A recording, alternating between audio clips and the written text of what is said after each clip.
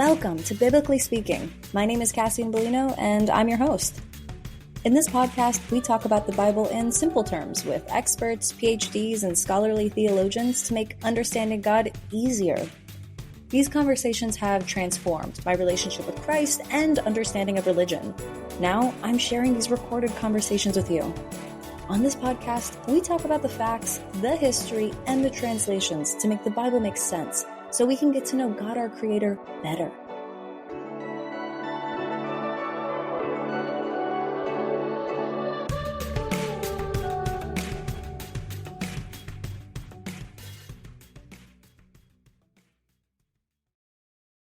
Hello. Welcome to Biblically Speaking. My name's Cassie Bellino, and I'm your host. I am beyond excited today to now host my first ever group session with the Psych Theo podcast. Welcome to the show, guys. I am so excited for today's topic. I wanted to discuss the fine line between mental health and spiritual warfare with you, Sam Landa, the licensed counseling professional, and Dr. Tim Yonts. And this is something that's come up for me as someone that loves therapy, but also someone that's very aware of the spiritual realm and kind of the attacks that Satan can put on us. And I think it's important as Christians to know, when do we call our doctor and when do we go to church? And is that the same thing, or are there differences here? And a lot of the conversations that we discuss today are going to be based on the episode you guys covered, which is the intersection between faith and psychology. So I'm really excited for this discussion to lean on your guys' expertise. All that to say, welcome to the show, guys. How you guys feeling? Doing great. Cool. You guys did an episode on this. What was the thinking behind how you guys structured that conversation? It was one of our earliest episodes, right, Tim? And I think even the concept of Psych Theo kind of came about in addressing these topics, which is there are a lot of cultural issues going on, and they have counseling or psychological concepts, and there's also these biblical pieces as well, especially for Christians trying to understand both of those and how to make sense of all that. So Tim being the expert in his field and me in mine, we just thought, well, how do we tackle these topics and have a discussion around them? So it was the same thing with this aspect of church and mental health, is that there's always been this divide between the church and counselors. Like, you stay in your lane and we'll stay in our lane, and we don't need to interact with each other. But there's actually a lot of overlap, as we'll probably discuss today, between both of them, because there's a lot of things that we do in the church that have psychological benefits. So we'll talk more about that in a little bit. Absolutely. One of the things that I do want to get into is kind of like where that intersection starts, because I think that it's becoming an older concept that, you're feeling this type of way, you're feeling depressed or you're feeling anxious, you just need to pray more. And it feels almost rude to tell someone to do that when they could go get professional help. They could go get the therapy they need. Therapy changed my life. And I can't imagine the shame that I would feel if I was trying to process my trauma by simply just going to church and, kind of feeling invalidated through that. But first, before we jump in, would you guys like to kind of flex your muscles? Like, I'll start with you, Sam. As a licensed counseling professional,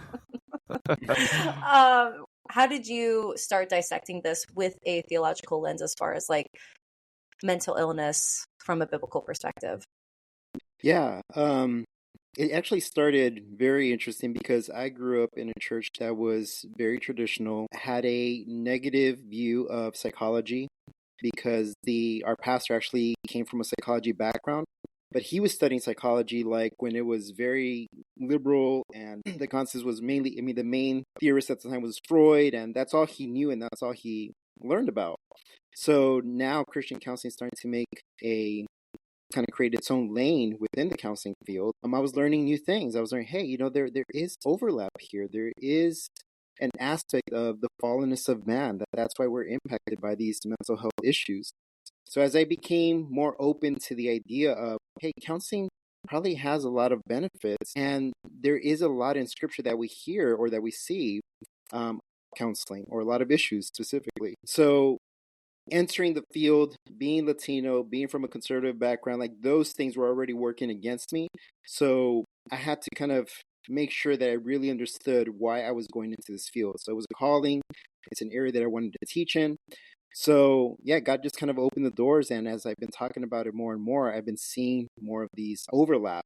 between the two fields. And then now I mostly work with college students. I worked with adults before, and I've seen the power of connection, which is the biggest thing, right? God made us for relationships with Him, with each other, and that's been pretty much the focus of how I approach counseling.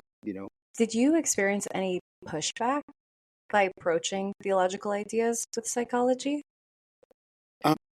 I did, but it was mostly in class. So Oh. because we would have people who came in from maybe a more ministry approach. So they were going into the counseling program. And then there were some of us who grew up just kind of in a traditional background. We're kind of curious about what this actually looks like for us. And then there were those who were just always sold to, hey, psychology is its own field. If we're going to help people with their mental health issues, we don't really need scripture as much.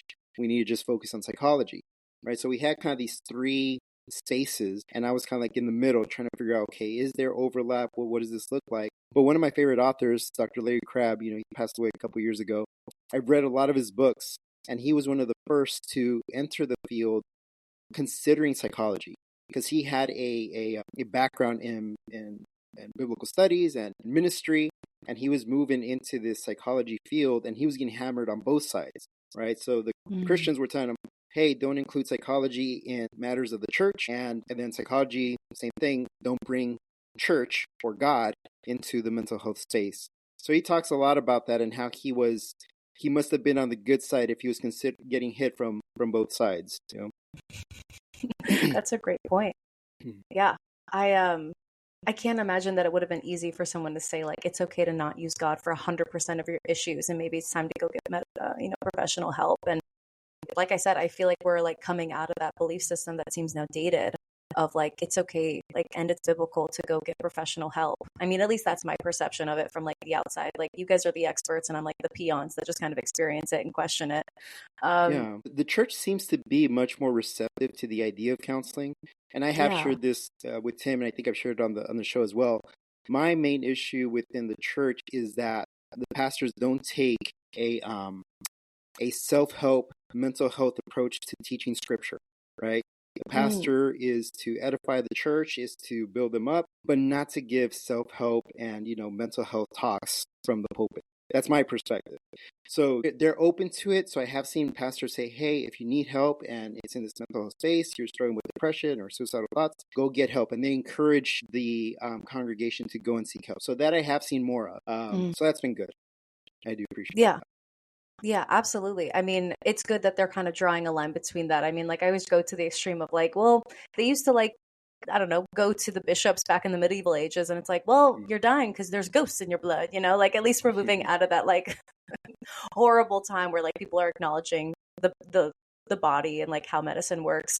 I would kind of love to get into a timeline. I love what you guys did on your episode of like, when did that period of God is in charge of everything end, and then it entered into, okay, there's a difference between like going to church and going to the doctor. I don't know which one of you, we're going to be ping-ponging a lot in this because I know that you guys both spoke on this, you guys both know, but from a theological and a timeline perspective, when do we see the introduction of psychology and kind of the exit of like everything is a demon if it's bad and hurting your body? Well, Sam can speak more so specifically to psychology and how the industry developed, but in general, with the start of the Enlightenment, which is, you think, the 18th century, so 1700 is typically when historians see the peak of the Enlightenment happening. This is a time where there's a newfound interest in science, or the scientific method. Francis Bacon is really one of the famous philosophers and scientists of the day, and he's the one that's credited with the scientific method. And there's during this period there is this push to ground knowledge in the sciences. So what we can know by doing the scientific method. That's methods of observation and testing and retesting and things like that.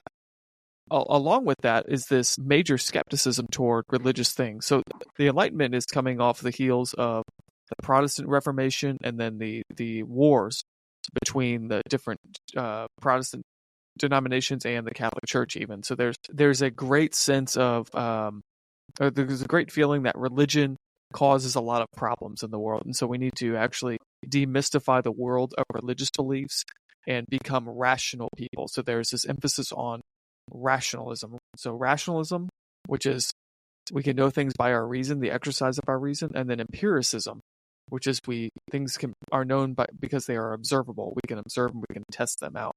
So it's empirical. That is, you can touch it and you can test it. So that's that period, the 1700s into the 1800s. You see this waning of authority from religious institutions and a movement of authority and credibility to, let's say, scientific, I put that in quotations, scientific institutions, or maybe the university and things like that. So with that came an emphasis on the material.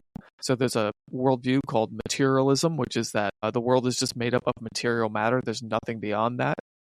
What usually goes along with that is a worldview called naturalism, that the natural world is all there is. There is no supernatural. So belief in the supernatural things is just superstition. You can't test it. You can't touch it.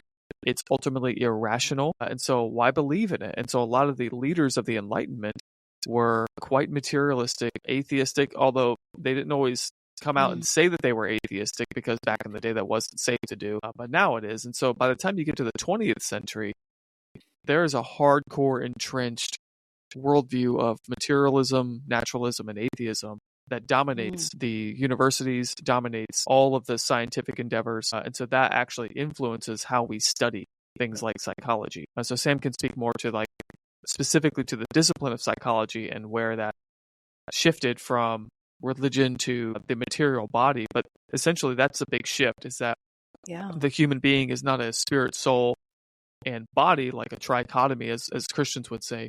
No, they would say we are a material substance descended from a primate. We're descended from the primate families through a long line of evolution. The world is just a material thing.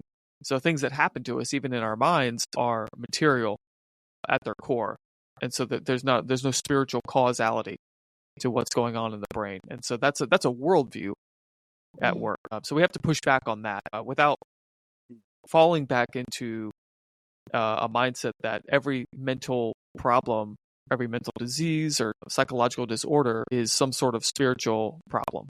Because it might not be. There is a physical element to these things. Yeah. Sam, any comments on that? Just because that seems like we almost went from like one extreme to the other, of like everything is from God to like now nothing is from God, everything is materialistic. And now we're trying to find that middle ground of like spiritual warfare is very real, but also if you need to take meds, you should definitely take those meds.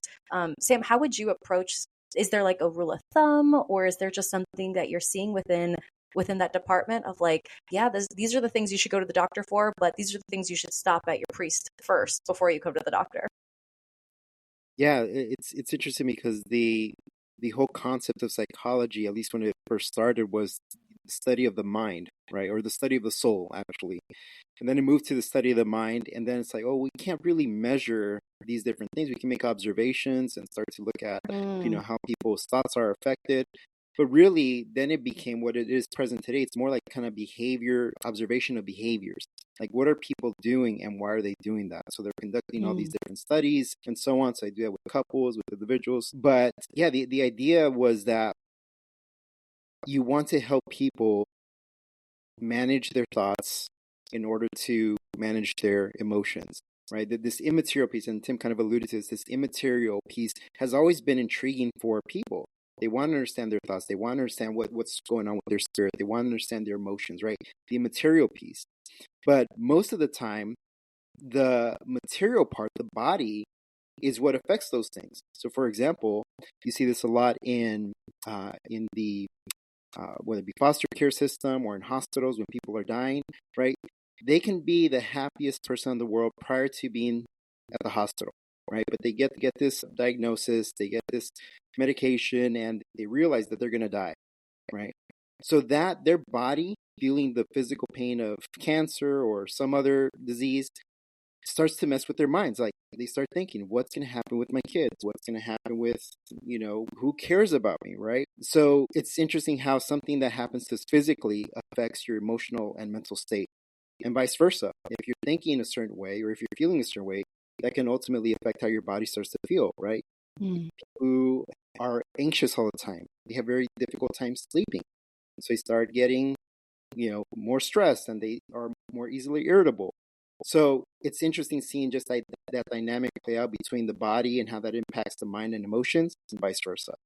So that's always been kind of the war back and forth, is who's in charge of what, right? So again, the battle is between the either Christians or the religious world and the psychological world. Like the religious world believes we should take care of the spirit and we should take care of the mind and the emotions, right? You in the psychology, you need to take care of all the other stuff, the physical stuff, the meditation, the mindfulness, take care, of all these other things that have to do with the body. There should not be any overlap.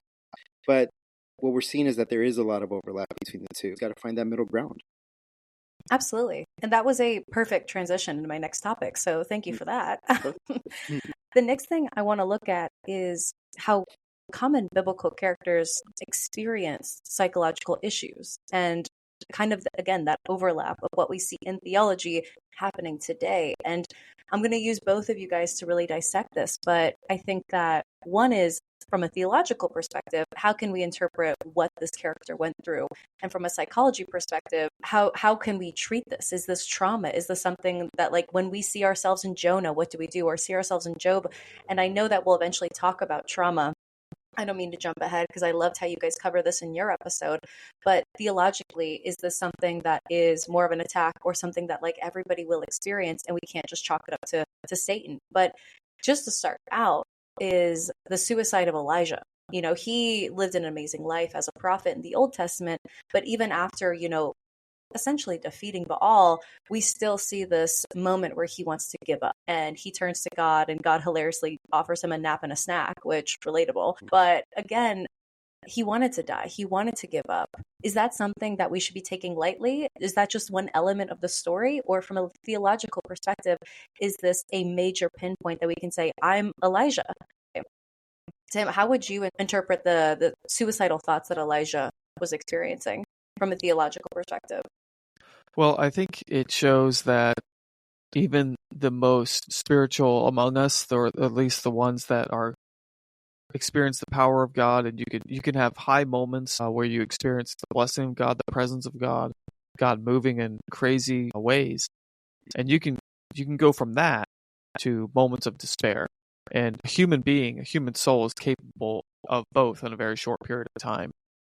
I think that's what that shows. I don't, we need to be careful to, when we read that passage, to say, I am Elijah, because we're not. But what we can say is Elijah is a human being. And even if Elijah can struggle with despair and the feeling of wanting to give up, then we're capable of struggling with that too. Now, that doesn't mean we should stay there. It just means that if that's what Elijah experienced is within the range of possibility of what human beings are capable of experiencing. Sam, do you have any comments on that? Hey guys, Cass here. Are you feeling like your faith life is on buffering mode, waiting for that next level but stuck in spiritual dial-up? We get it. Doing this faith thing solo can feel like trying to assemble an IKEA furniture without the manual. Enter the Biblically Heard school community. Think of it as your spiritual Wi-Fi. Strong, reliable, and full of people who actually get you. Ready to upgrade? Hit the link in the show notes and join us. No assembly required. Grow your faith, meet your people, and laugh a little while you're doing it. Because you can't raise your hand in church. Biblically Heard. Yeah, I mean, Tim hit it on the nail. I mean, basically, and you gave a bunch of examples of other, Bible characters who have experienced mental health issues as well, whether it be depression or anxiety, or in this case, suicide, is that we just see the real human experience. And that's why it's so relatable to us, that we can see that that someone who is close to God still experience these feelings and these emotions and these thoughts, but still continue to press into that relationship that they have with God. So why would it be different, in a sense, for us as believers today to experience the same things, but still kind of have that same desire to press into God during those moments of difficulty, right?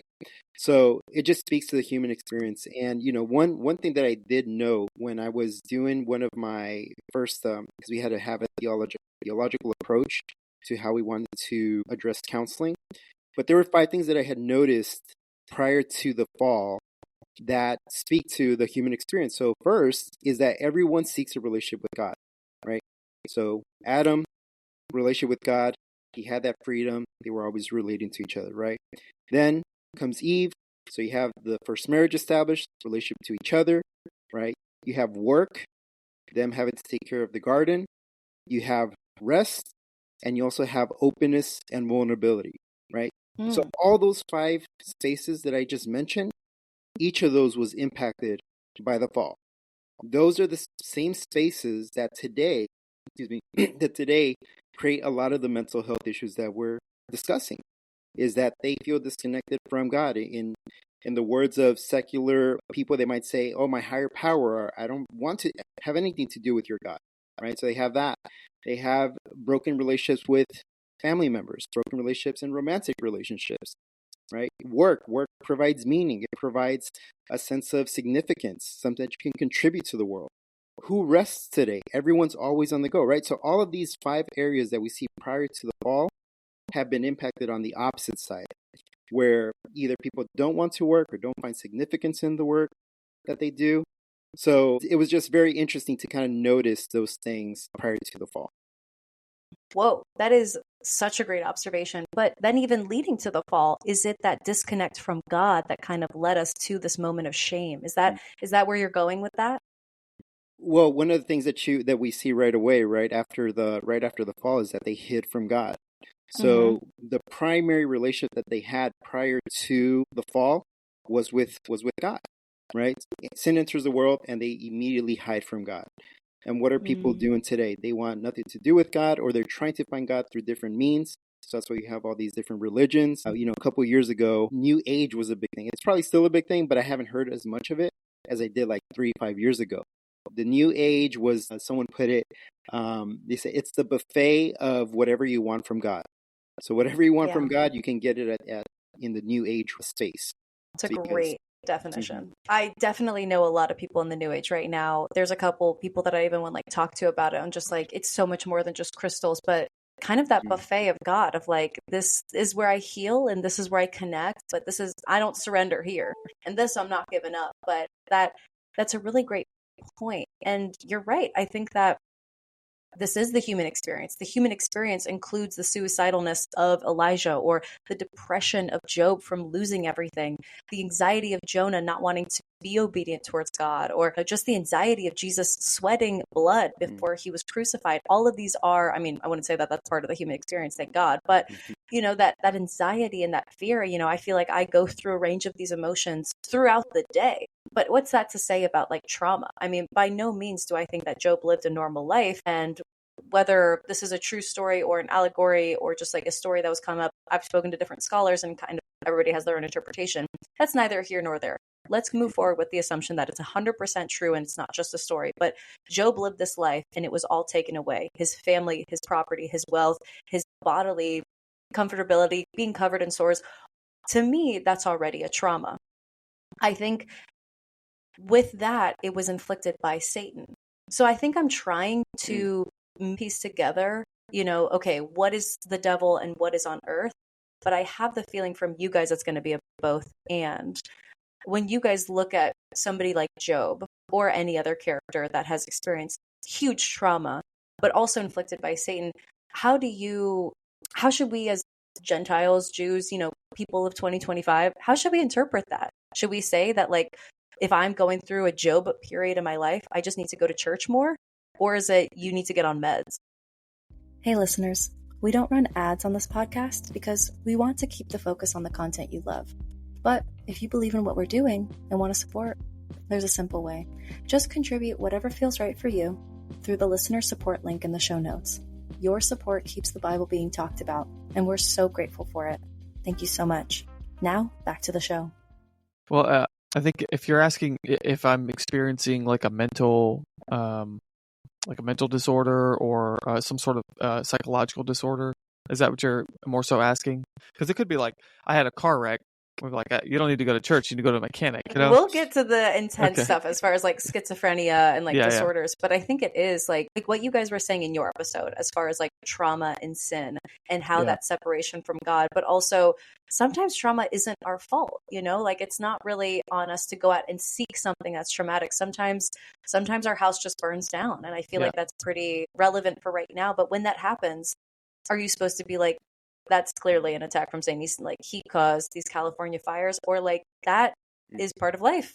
And I need to depend on God through this while also processing the trauma of losing everything I've ever known. Yeah, I mean, it's really hard for us to say when something bad happens, that the devil's behind it. I think to make that conclusion, we need multiple lines of evidence. To make, it's easy to say, like something bad happened, it must be the devil, or it must be a demon. People say, "Not today, Satan," when something something like a temptation comes their way, like they like want to eat a second cookie, and like, "Not today, Satan." It's like Satan doesn't care about the second cookie. I'm telling you, he doesn't care about that. I don't think. Okay. So we need multiple lines of evidence to determine if something is really a spiritual attack. But because we need to understand, we live in a fallen world. We live in a world that is broken. And yes, some of that brokenness, even in the natural order, is done by the forces of darkness. I mean, Satan, he does have the power over weather. He does have the power to do things like that.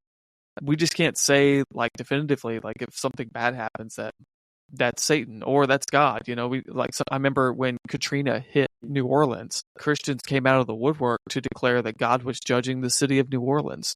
But then again, when the hurricane just hit North Carolina and Tennessee and the southern states a few months ago, the conspiracy theories online weren't about God judging those states. It was about some new world order controlling the weather and creating superstorms. But then when the fires hit California, now we're back to God judging those godless Californians out there. And so it's just not helpful to slap on spiritual labels that are, it's like spiritual conspiracy theory, when people do that. We need to recognize that we live in a fallen world that is broken. There's volcanoes, there's earthquakes, there's storms, there's fires, there's hurricanes. These things can happen, and sometimes tragedy hits. Part of the Christian life is learning not to callously let go of your things, because that's really a dismissive way to talk to someone who's been through tragedy. But ultimately, when we go through tragedies, the Lord is wanting us to see that the things of this world, as 1 John 2 says, the things that are in the world, the lust of the flesh, the lust of the eyes, and the pride of life, these things are not of the Father, but of the world, and the world and its lust or its desires are passing away. But those who love the Father have eternal life. And it's not to say that having my house is like a lust of the flesh, a lust of the eyes, or a pride of life, that is the pride of possessions. But material things we have to be able to let go of when tragedy does strike. It's hard, but I think a lot of the Christian life is a marathon of learning to reorient our loves back toward the Father and away from things in the world. So I'm going long here, but we just need to recognize that sometimes bad things happen, and it's not always a spiritual attack. But when they do happen, we have to, here's a word, we have to be resilient to bounce back from those tragedies, and we can do that through spiritual disciplines. They do help us a lot. Therapy can help too. It just depends on the person and circumstances. Shared that, Tim, because one of the interesting things that I actually learned throughout my studies was that when it comes to trauma, there's a huge difference between the impact of trauma for something like we just mentioned, like the hurricanes, the fires, anything like that. It's things that are out of your control that happen to you. Yes, they have the impact of trauma and they do affect the person, but it's, I forget how much more time, maybe like 5 times, 7 times more impactful when it's an interpersonal relationship. Right, so we're going into spaces of abuse or sexual trauma, things like that they have a much more heavy impact on the person that experiences that than do these natural disasters. Now, that's not to minimize the impact of natural disasters, just to kind of give a range of what the impact is on the person. That is common also in being able to cope or to have resilience throughout those traumatic events, is what kind of strong social support the person has. So strong social support prior to the event, during the event, or after the events, right? They need to have strong social support. If you have it before the event, that's great, because you're already going into it where people are going to join you and say, hey, I'm so sorry that you've gone through this. We're here for you. We're going to help in any way that we can, right? So that's a huge buffer to how much impact that traumatic situation is going to have on a person. Some people come during the traumatic event. So something traumatic happens and maybe you didn't have a good social support system, but your church sees a need and they start coming to you and they, hey, how can we help you? What can we do for you? Right? So there's hope there. And there's after the traumatic event. You don't share it with anyone, you don't say anything, but there's a day where you feel just like being open and you share with someone, and then after the event you have people come and provide the social support. So social support is the number one factor that helps people cope with their trauma and helps them become more resilient. And from that, I started digging a little bit more into that. And one of the things that I noticed too is that if you see the type of meaning that people gain from their trauma, right? So you have people who are in more collectivistic cultures. Notice how they go through the worst type of experiences, no food, they've been robbed, they've been, their family members were murdered, all these different things. And then you talk to them and it doesn't seem like that traumatic event had such a big effect on them. So you ask yourself, why was that? Well, because it's a collectivistic culture. As a community, they're already drawn to provide that strong social support, so they're able to cope with things a little bit better.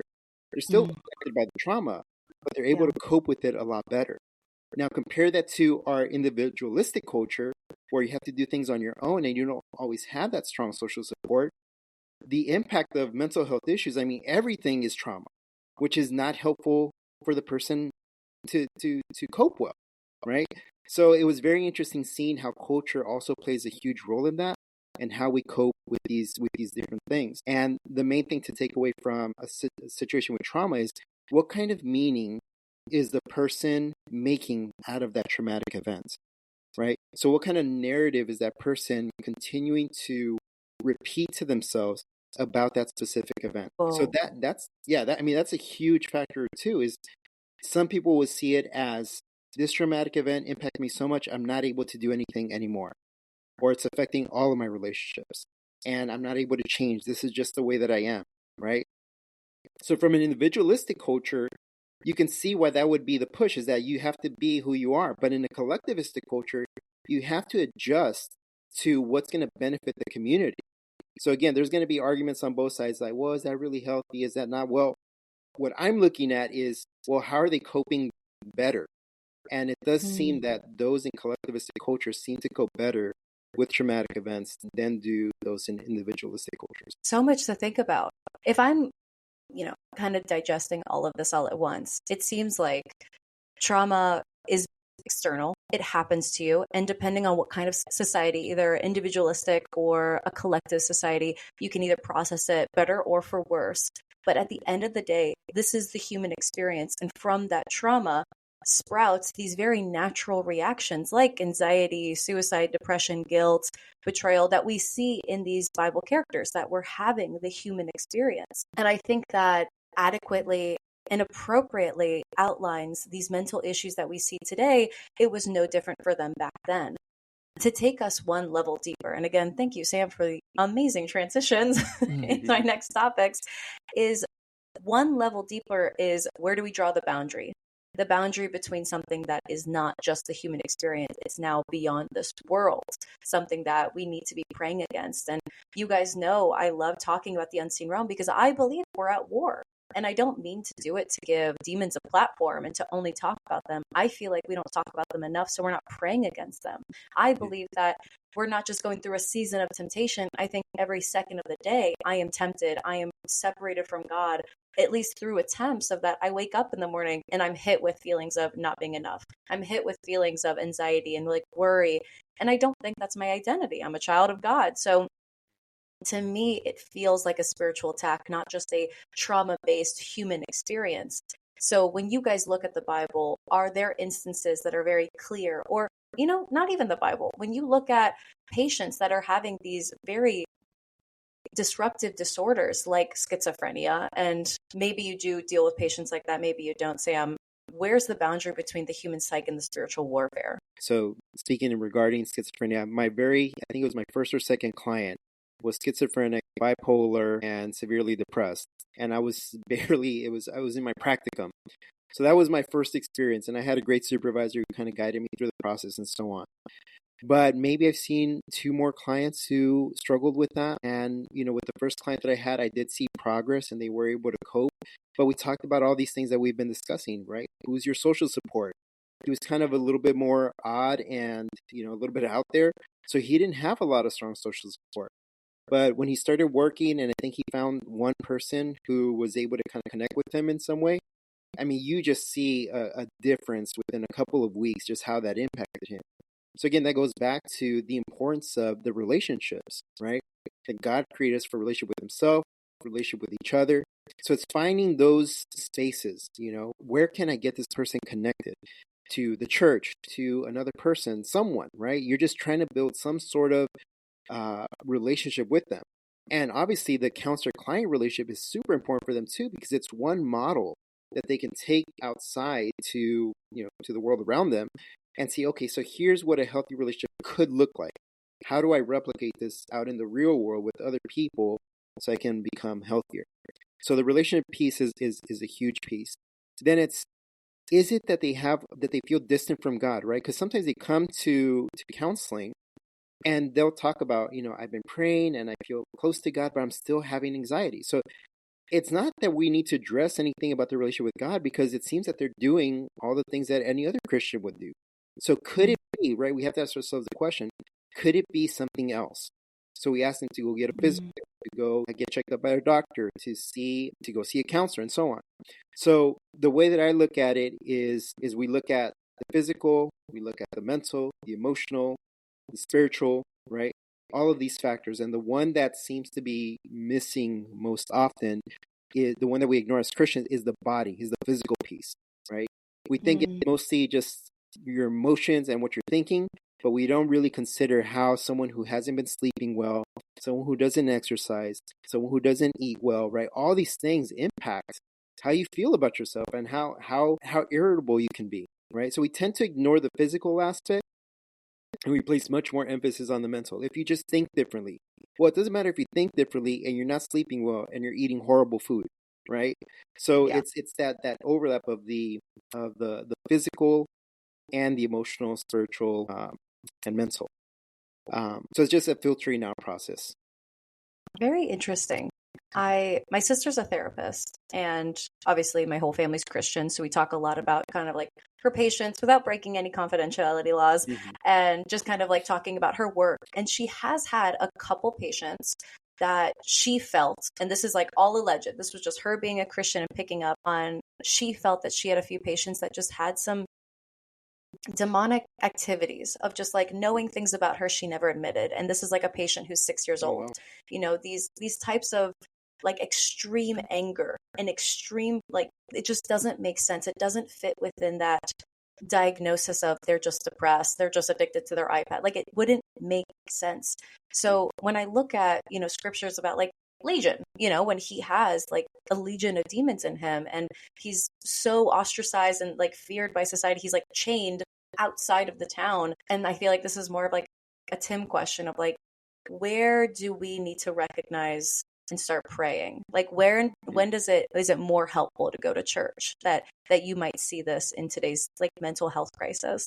Yeah, so in the world of deliverance ministries and exorcisms, there's 3 telltale signs of demonic or demonization, whether that's possession, obsession, oppression, whatever. There's 3 telltale signs that a person is heavily demonized. And this comes from both Catholic and Protestant sources, though they all talk about these 3 things. Not that it's only these 3, but these are like big calling cards.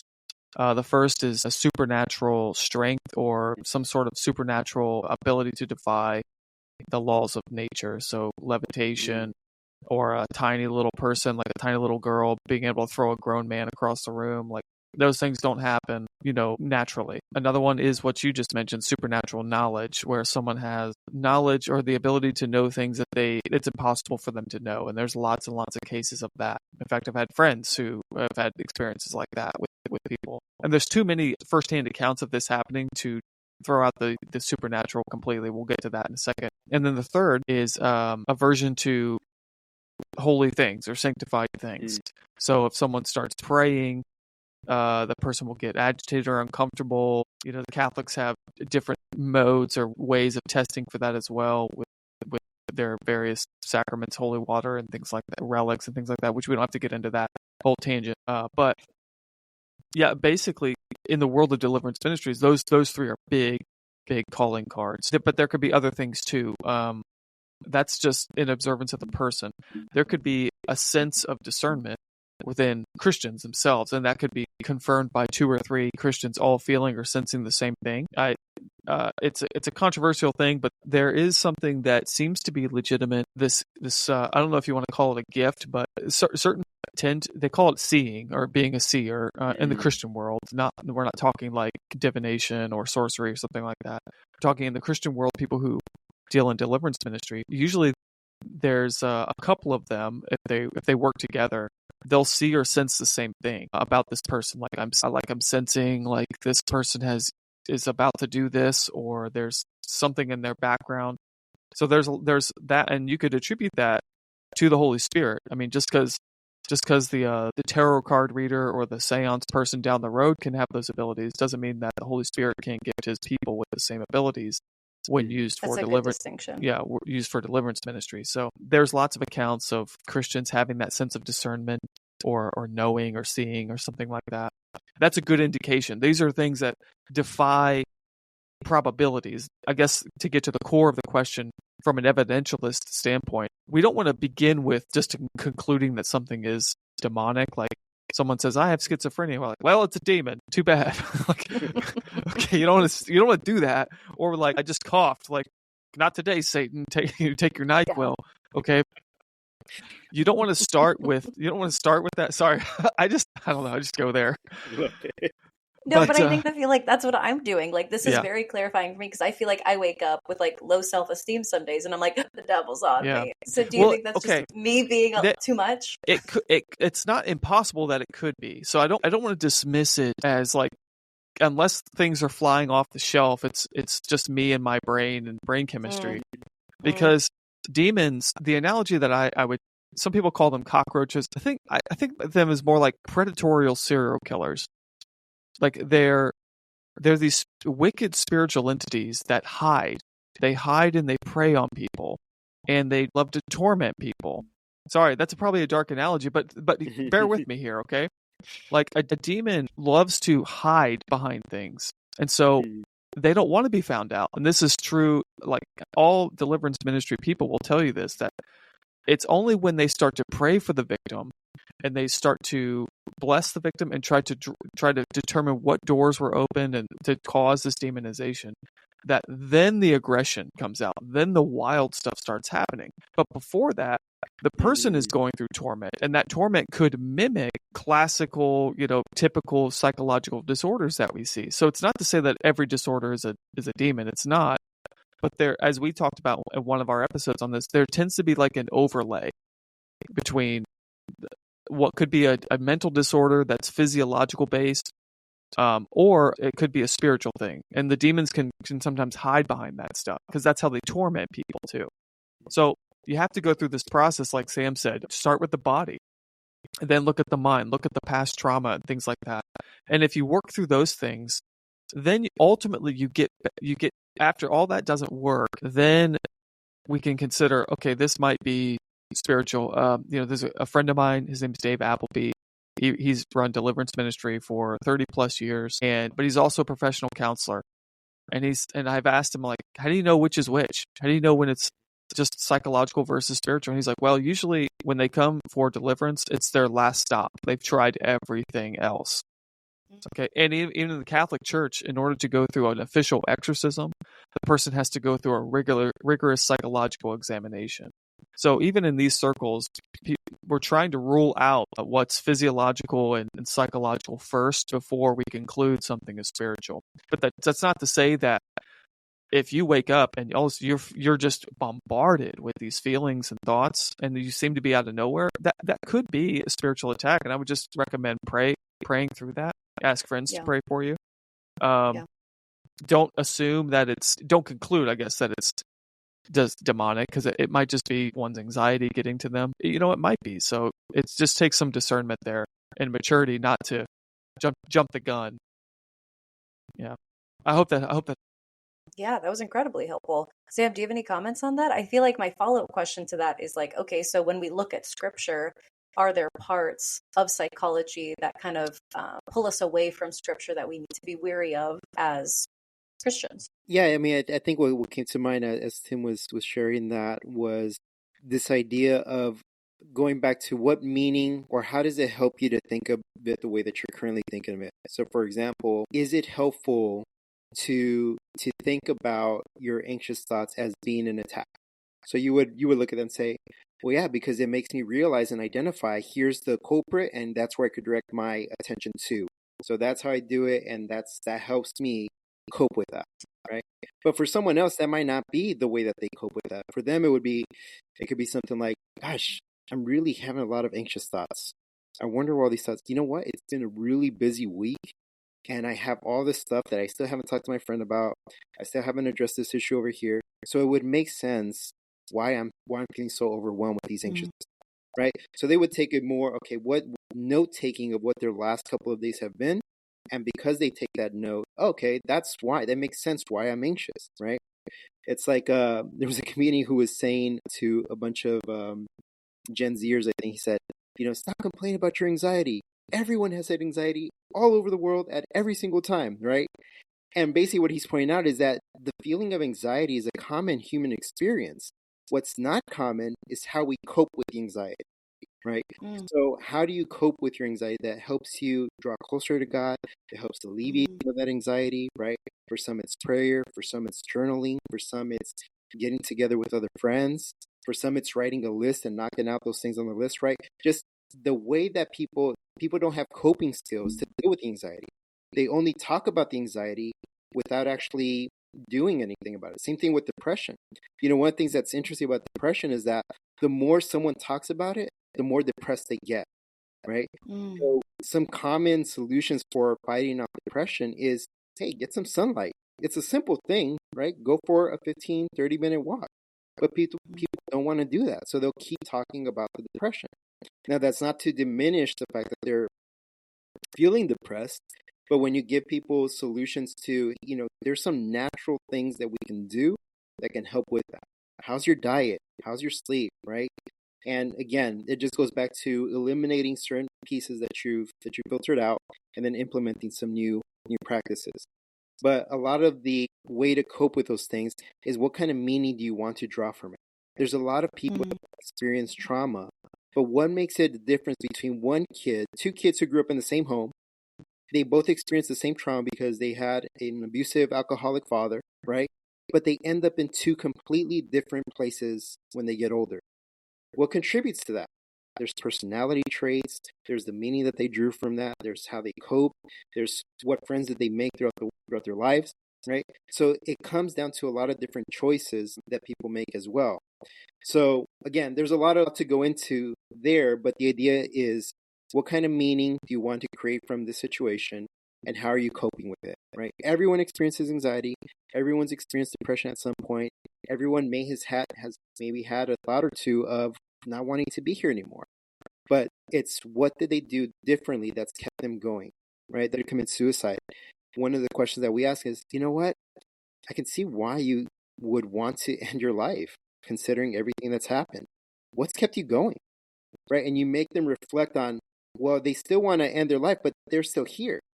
So what's been that motivator that's kept you going, right? So you just build on the things that they've done to keep them alive, right? So again, it's just where do you direct your mind to? What kind of meaning do you want to draw from it, and then go from there? This is so nice having both you guys on because it really does offer that holistic perspective to all my questions. So this is great for me. You guys are professional podcasters, so this is the easiest podcast ever.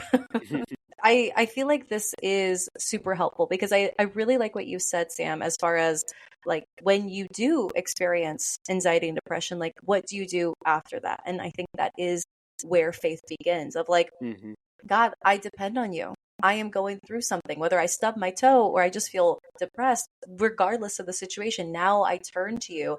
And that's how we go through these difficult periods. And I think it was also Josh Waltman who also discussed, like when we talked about the unseen realm, he's like, this, like these demons, they exploit it. While they may not be the one that's like causing you to be depressed, they'll hide behind it, like you said, Tim, and really use that and leverage that to pull you farther away from God. Kind of praying into like needing God and depending on God, regardless of if it's like attached to a demon or not, or whether a demon's exploiting your depression. But it is you guys have done a really great job creating this gray space between, it's not just like, well, it's schizophrenia, it's a demon, but also like, no matter what in this human experience, how can we still turn to God? And again, like, I think just the way that this conversation has gone, it's been very emblematic of just like, the faith isn't black and white. Like, faith is interwoven to every part of our lives, and it's not fair for us to exclude certain parts because it falls within like just the realm of psychology, and this falls within the bucket of church. It really does influence one another, and we can depend on God through all of it. Any final thoughts, Tim? I mean, this is like, I'm good. Like, I think my personal recommendation is, if anyone is seeking mental therapy, that they would. Now, I could say this as a non-counselor psychologist, but Sam is a professional counselor. But I would say seek out a Christian counselor, seek out because even your own therapist, their worldview is going to matter. It's not that non-Christian therapists aren't qualified to treat illnesses; they certainly are. But if you are a Christian and you are looking for a holistic solution, you're not going to get that from someone who doesn't share your worldview. So seek out someone who shares your worldview and can account for both the physical and the spiritual. Yes, I completely agree. I have a personal relation to that because I got therapy starting in 2020, and it was life-changing. Like, processing my trauma through EMDR was like, I'm a different person. It changed me that much. And it was really, really helpful. And I loved my psychologist, or my therapist. She had a PhD. Like, she was just so good at it. And I, as you guys all witnessed, went through this faith journey over the last year, like starting in 2023. And I started working with her again, and we had some great sessions. But I knew she was a new age, more spiritual person than me. I knew she wasn't connected in the Christian faith. And for a long time, I was able to balance both. That, like, we're in my trauma bucket, and when I sign off, I'm back into my Christian bucket. And that worked for me until it didn't. And she started suggesting coping mechanisms like a pendulum. She said, okay, let's work with a pendulum to see, like, this is how it works. And that helps you center on what you want. And it was so weird being then in my faith journey of like, I really liked you. I really liked you. And while, of course, she's not at all ever trying to offend me, she's a professional, she's great, I had to put up some boundaries of like, I don't think we can work together, and that's not to say that she was bad at her job whatsoever. She was incredible. But like, as a Christian, you start feeling these new convictions of like, well, this isn't the type of alignment that I need. So I absolutely echo what you said, Tim. Like, I overlooked all the Christian therapist options because I liked her. But once you hit that wall of like, oh, that's why you get the Christian therapist, because like maybe somebody who wasn't as good as boundaries, they would say yes, or they would try it out. Like, it really is a slippery slope. Yeah, that's a good point. Or, that therapist could be reductionistic if they're maybe a naturalist, atheist in their personal worldview. And so you might be thinking, man, this feels spiritual to me, like, or my relationship with God is really important to me. And they will, I mean, as Sam can tell you, as a professional, they won't look at you in a condescending sort of way. They won't look at you in a judging way, but they won't share that same worldview. And so they could be reductionistic in their treatments of you. Sam, the two of us non-counselors are talking about this, and you're sitting over on the sidelines. So go ahead and chime in. No, well, I mean, please weigh in. I mean, you guys are. We're talking about our trauma over here. No, I mean, you guys are on point. I mean, because that is essentially what happens, is that your value system comes into play. I mean, even for the counselor, their value system is going to come into play, and they have to determine where a certain value is going to be crossed for them or for you. And it was good that you were able to identify, because, again, that's an important part of who we are as Christians. So to second what Tim said, is that if you're a Christian and you're seeking counseling, I would recommend as well, seek a Christian counselor. And even then, right? Even then, as you say, seek a Christian counselor, then you have to line up values, because again, Christian doesn't really mean as much today, because everyone has their own definition of what Christian means. So is this person going to approach this issue with a Christian worldview? And is it going to help me draw closer to God? And you express all those goals, right? In your first session or two, you express, okay, what's your goal? My faith is very important to me, and here's the issue that I'm struggling with, but I want it to draw me closer to God. And, they'll be able to help you, and it won't be a struggle for them, because if they're a believer, they're going to try to guide you to build that relationship with God and with other people. So yeah, I mean, for clients specifically, if you're going to a counselor, you are able to filter out a counselor if they don't line up with your values, and you can choose someone else, right? So choose a Christian counselor. Yeah. I'm curious if you do this, Sam, but my sister, who's a therapist, like we talk about this all day long, and she's like, well, I'm a Christian therapist and I have my own practice and I'm EMDR certified, like all the things, like check. And she's like, and I advertise that because I want to say, like, I'm a Christian therapist and I will pray for you. Like, imagine having a therapist that's praying for you even after the session. And she's like, is that weird? Like, should I include that? I have to check, but I'm pretty sure she includes it. Do you also advertise that, Sam? Yeah. So at our office, we have, they fill out an intake form, and one of the check boxes that they have is, do you want to have Christian integration as part of your counseling? So most say yes, right? But there will be some who say no. And that for me is just like I wonder why. And typically what you find is some form of church hurt, right? So their parents got kicked out of a church for a certain reason, or they were mistreated in some way, shape, or form, or, they're in the process of deconstruction, right? So they don't want to address spiritual matters. So I take note of that to see, okay, where they are, and I'm still able to address their issue, working with them more clinically.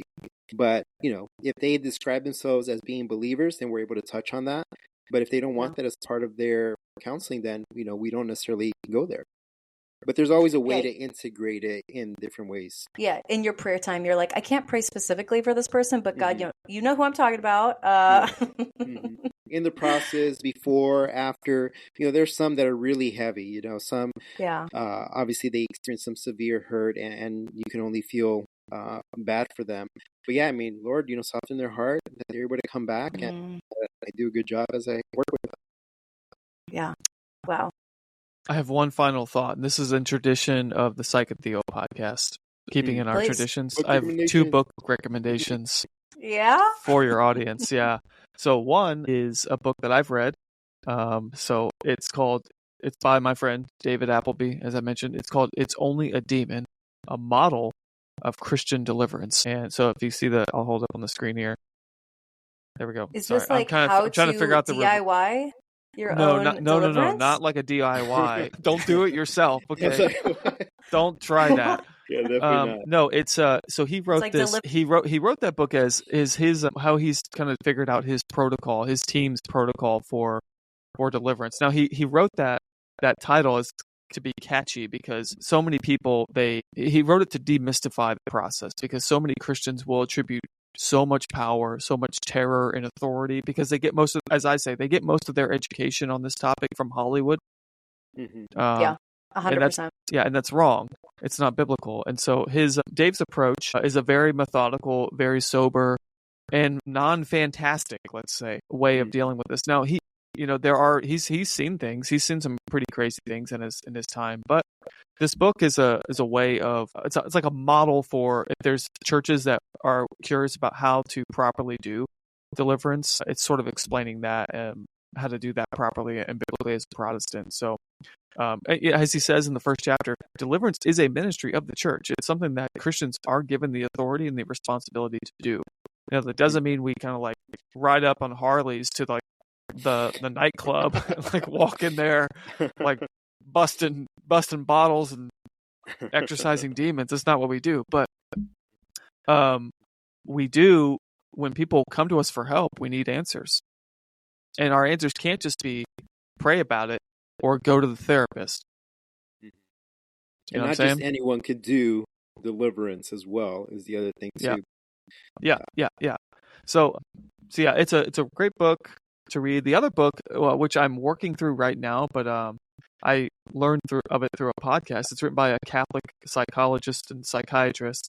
His name's Richard Gallagher, and this one's called Demonic Foes. So you can get that on the screen.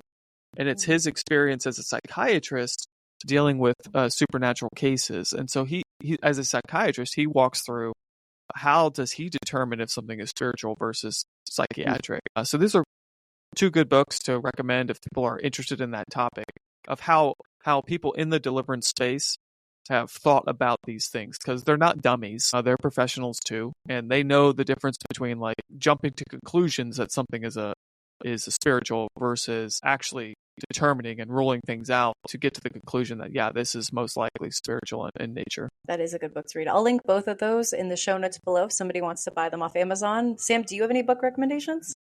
I do not, actually. I want to honor the Psych Theo tradition. Hey, I got lots of books behind me too. I could just talk about those for days. I'll do this one.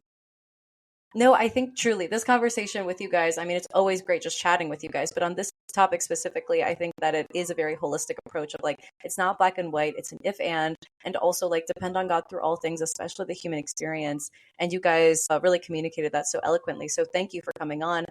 Everyone's probably obsessed with you guys. They love how you guys communicate. So what's coming up for Psych and Theo? How do people, A, get in contact, B, look forward to, and any other things that you guys can really plug in right now? I saw what you did there with the whole obsessed comment. Like, that's a real good pun there. Sam, what do we got? I was making that pun, but you know, we'll go with that. Sam, what do we got coming up? Well, we have a couple of topics coming up pretty soon, but the one that's going to be released, I guess, tomorrow, it's going to be on vulnerability between men and when is it appropriate to share and when is it not. So that's a big thing. Ooh. We've really been, as we've gotten a little bit more understanding of kind of who our audience is, we've kind of touching a lot more on men's issues, but there's a lot of things that we're going to touch on regarding the church. There's a lot of talk on vulnerability, which is, again, one of the ones that we'll be releasing. But other church issues, things that are coming up, we want to do probably more videos, we'll probably start doing some lives this year as well. And, I think you gave us that idea, Cass, about, it'd be cool to just have a live and have people ask questions and for us to answer as best as we can, but we'll give them a topic or something. So we'll see how we start planning this whole piece out, but a lot of new things for this year. Stay tuned. Absolutely. And if I'm not mistaken, we're all doing a live on Instagram coming up. I think it's the 31st. Whoa, what? No, not the 31st. Oh, maybe not the 31st. February. Which date is it? February. I think February 7th. 7th, okay. That makes sense. Yeah, Tim, you haven't accepted the invite, so that's awkward. Oh. I'll put tentative.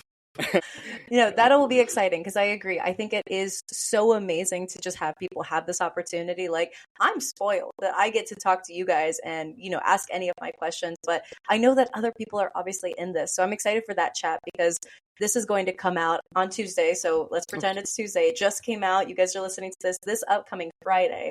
Anybody listening will have the chance to sit down with Sam and Tim on Instagram, comment any questions, and it'll be a nice casual conversation as it always is, but extremely illuminating when it comes to the psychological and theological perspective on things. So as always, it's a pleasure. Thank you so much for this hour and a little bit more to talk. I appreciate you guys staying up late from East Coast hours to accommodate Hawaiian hours. So thank you. And I'm so excited to chat a little bit more. And you guys are always welcome back. So let's find another reason to bring you back on. Awesome. Glad to do it. Thank you. Thank you.